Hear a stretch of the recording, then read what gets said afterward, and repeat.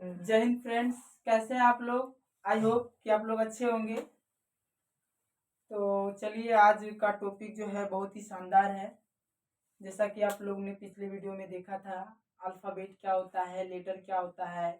Letter में हम बताए थे vowel letter, consonant letter, vowel कितने होते हैं, कॉन्सोनेंट लेटर कितने होते हैं। तो आज हम उससे आगे चर्चा करेंगे। तो आइए मेरे साथ बने रहिए इस वीडियो में। सबसे पहले ये समझते हैं कि लेटर क्या होता है। लेटर को हिंदी में कहते हैं वर्ण। सबसे पहले हम इसका डिफिनेशन जान लेते हैं कि ये वर्ण क्या है।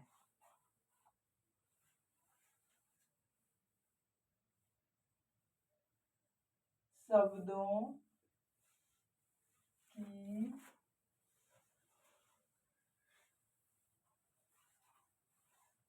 सबसे छोटी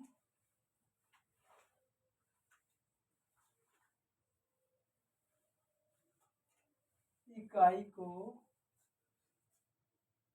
वर्ण कहते हैं।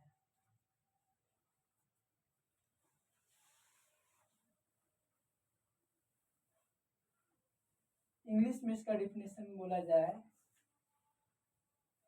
तो लेटर इज द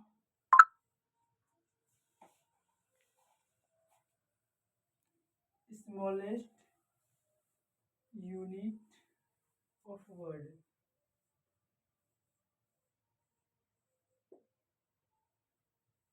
ये आपका परिभाषा है। देखिए, एक बार मैं परिभाषा को फिर से पढ़ता हूँ। शब्दों की सबसे छोटी इकाई को वर्ण कहते हैं, यानी letters is the smallest unit of word. जैसे हम देखिए यहाँ पे एक शब्द लिखते हैं, कलम। ये क्या है? ये एक शब्द है। ये एक शब्द है और अब हम इसका टुकड़ा करते हैं।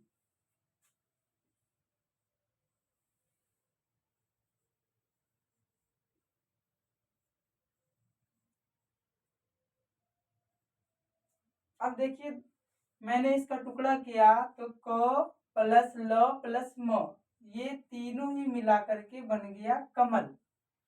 ये को क्या है? ये को ही वर्ण है। ये जो लो है, ये मो है, ये वर्ण है।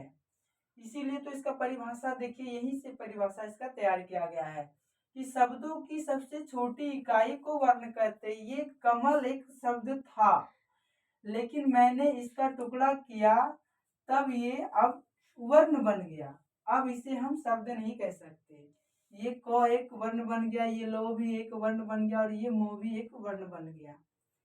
अब अगर इंग्लिश का हम बात करें तो देखिए, ये एक वर्ड है पेन। इसी का ये इंग्लिश है पेन। अब अगर हम इसका भी टुकड़ा करेंगे तो यहाँ पे क्या हो जाएगा? P plus E plus N is equal to pen. तो आप कहेंगे सर, इसमें P क्या है, E क्या है, N क्या है? तो यही तो लेटर है जिसका हम चर्चा कर रहे हैं। यानी पेन जो था यहाँ पे, ये एक वर्ड था। इसमें आपको लेटर कितना दिखने के लिए मिल रहा होगा? तो 3 लेटर मिल रहा होगा। एक लेटर P, एक लेटर E और एक लेटर N। लेकिन जब हम इस तीनों लेटर को मिला दिए, यानी कि जोड़ दिए, तो एक वर्ड बन गया जिसे हम कहते हैं पेन। तो लेटर का परिभाषा यहाँ से तैयार हो गया। अगर आपसे क्वेश्चन पूछा जाए कि लेटर किसे कहते हैं, वर्ण किसे कहते हैं, तो आप ये बोल सकते हैं कि letter is the smallest unit of word, यानी शब्दों की सबसे छोटी इकाई को हम लोग क्या कहते हैं? वर्ण कहते हैं। ठीक है, तो आप चाहे तो इसका स्क्रीनशॉट भी ले सकते हैं और या तो नोटबुक में नोट भी कर सकते हैं। तो चलिए हम आगे बढ़ते हैं। वीडियो में जैसे जैसे आगे बढ़ते जाएंगे, वैसे वैसे आपको सब कुछ समझ में आता जाएगा। बस वीडियो में बने रहिए, घबराने का कोई बात नहीं है, क्योंकि वीडियो जब भी मैं डालता हूँ तो एकदम बेसिक से डालता हूँ दोस्तों। घबराने की कोई बात नहीं है। लेकिन आप लोग से यही रिक्वेस्ट रहेगा, अगर हमारा वीडियो अगर कोई पेरेंट्स देख रहे हैं तो अपने बच्चों को कॉपी पेन लेकर के बैठने के लिए कहें, ताकि वो बच्चे साथ में नोट भी करते जाए।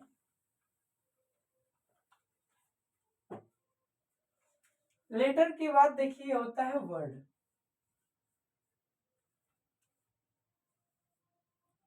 वर्ड को हिंदी में कहते हैं शब्द। अब ये शब्द क्या है, इसका भी परिभाषा होता है। देखिए इसका परिभाषा क्या होता है।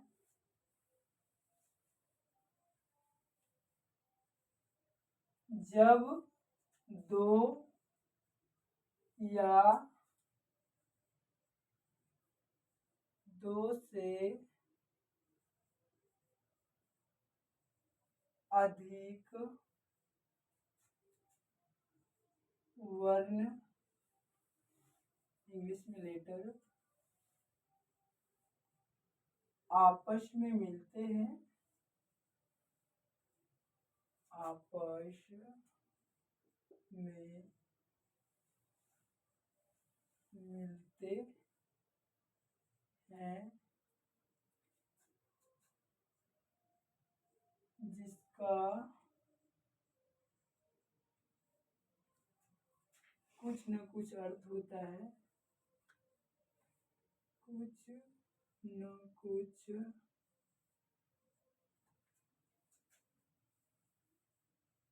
अर्थ होता है,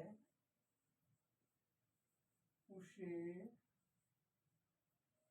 हम शब्द यानी इंग्लिश में वर्ड कहते हैं। देखिए फ्रेंड्स, यहाँ पे लिखे हैं हम, जब दो या दो से अधिक लेटर आपस में मिलते हैं और उस वर्ड का कुछ न कुछ अर्थ होता है। जैसे अगर हम यहाँ पे एक वर्ड लिख रहे हैं, S plus U plus N plus D plus A plus Y. अब हम आपसे कहें कि ये जो लेटर मैंने लिखा है, इसे जोड़ने के बाद क्या होगा, कौन सा वर्ड बनेगा? तो आप कहेंगे सर इसे जोड़ने के बाद तो संडे बनेगा। बिल्कुल सही कहा आपने, इसे जोड़ने के बाद संडे ही बनेगा। और संडे एक वर्ड है, ये संडे क्या है, एक वर्ड है, ये एक दिन का नाम है और इसका अर्थ होता है रविवार। इसका अर्थ क्या होता है? रविवार।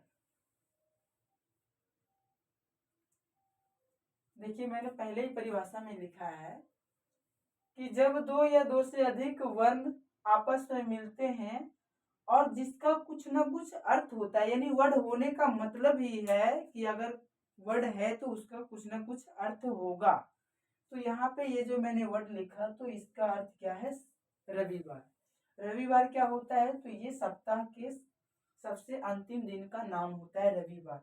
अब बहुत सारे बच्चे सोच रहे होंगे कि सर संडे मंडे तो सबसे पहले संडे आता है, जब हम संडे मंडे पढ़ते हैं लास्ट तो सैटरडे होता है, पहले तो संडे होता है। अच्छी बात है, आपने पढ़ा होगा ऐसे और मैं भी ऐसा ही पढ़ा हूँ। बट दोस्तों अगर आपसे कोई पूछे कि वीक का सबसे फर्स्ट डे कौन सा होता है, यानी सप्ताह का सबसे पहला दिन कौन सा होता है, तो आप कभी भी संडे मत बोलिएगा। अगर आप संडे बोलेंगे तो ये गलत हो जाएगा। वीक का जो सबसे पहला दिन होता है वो होता है मंडे, वो होता है मंडे। और मंडे का जो हिंदी होता है वो होता है सोमवार।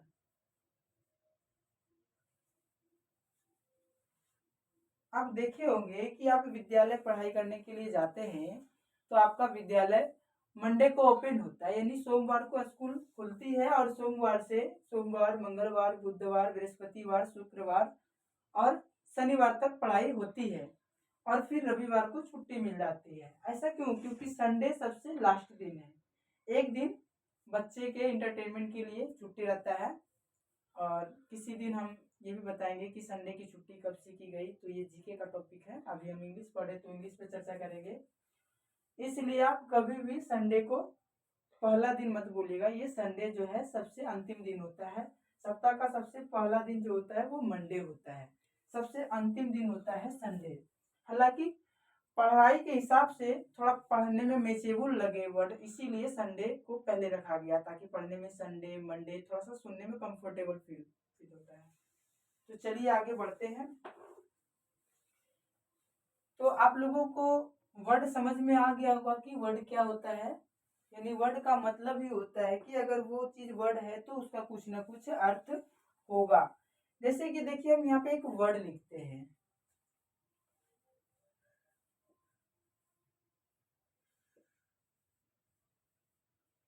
देखिए यहाँ पे मैंने 2 वर्ड लिखा है।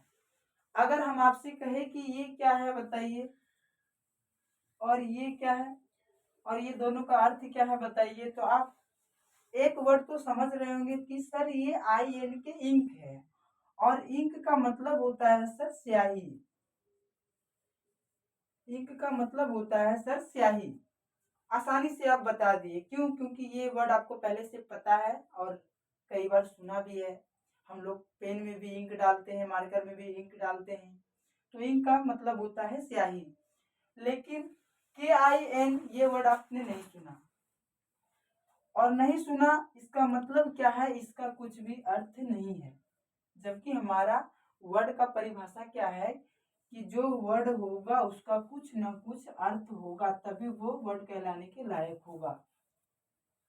तो वर्ड क्लियर हो गया होगा। अब देखिए वर्ड से आगे क्या होता है, एक टॉपिक और। हमको लग रहा है वीडियो ज़्यादा लंबा हो जाएगा, तो आज यहीं पे हम अपने क्लास को रोक देते हैं। फिर अगले दिन फिर सेंटेंस दूसरा टॉपिक को लेकर चलेंगे। जय हिंद।